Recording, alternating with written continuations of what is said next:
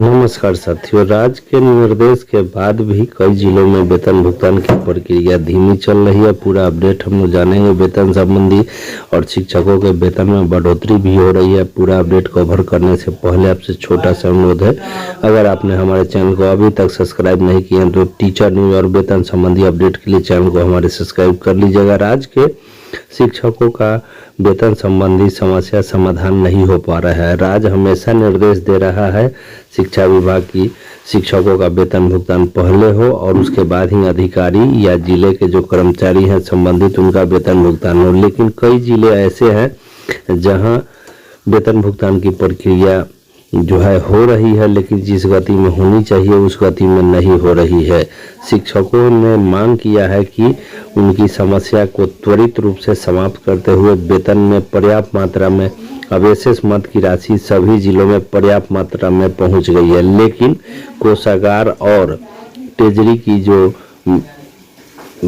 कार्य हैं उसमें वेतन भुगतान में विलंब हो रहा है। शिक्षा विभाग को चाहिए कि ऐसे जो भी व्यवस्था है जिसमें विलंब की गुंजाइश बनती है उसको स्मूथ किया जाए।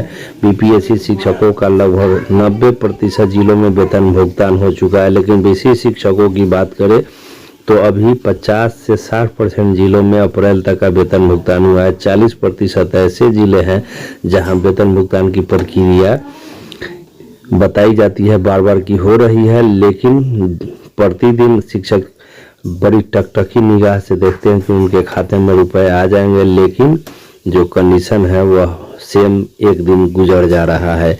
आज भी कई जिलों में वेतन भुगतान की बात निकल के आई है। वेतन भुगतान धीरे धीरे चल रहा है, लेकिन इसमें स्मूथ गति से होने की व्यवस्था होनी चाहिए। चूँकि राज्य के शिक्षा विभाग के एसीएस या प्राथमिक शिक्षा निदेशक महोदय का स्पष्ट निर्देश भी कई बार जारी किया गया है और शिक्षकों के वेतन भुगतान पर कोताही नहीं करने की बात कही गई है।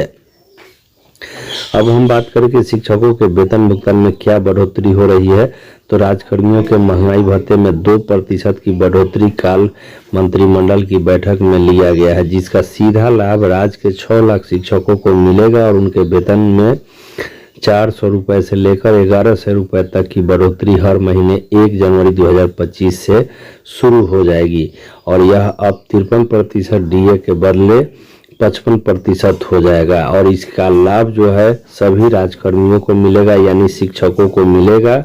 इसके साथ साथ राज्य के नियोजित शिक्षकों को भी मिलेगा। और हम बात करें एसएस मद के शिक्षक साथियों का तो अगले सप्ताह से वेतन भुगतान पटरी पर होगा। साथ ही साथ जीओबी का आवंटन अगले सप्ताह में होगा। उसके बाद ही वेतन भुगतान की प्रक्रिया अंतरिम रूप से संपन्न हो जाएगी। कुल मिलाकर 30 मई तक वेतन भुगतान की प्रक्रिया जो है समाप्त होने की बात निकल के आई है। अपने अपने बारी का इंतजार करेंगे और वेतन भुगतान जिलों में आज भी कोषागार के माध्यम से जारी रहेगा। अभी तक के वेतन संबंधी अपडेट इतना ही, और अपडेट आएंगे आपको जानकारी उपलब्ध करा दिया जाएगा। और आपने हमारे चैनल को अभी तक सब्सक्राइब नहीं किया तो वेतन संबंधी अपडेट के लिए कर लीजिएगा। धन्यवाद।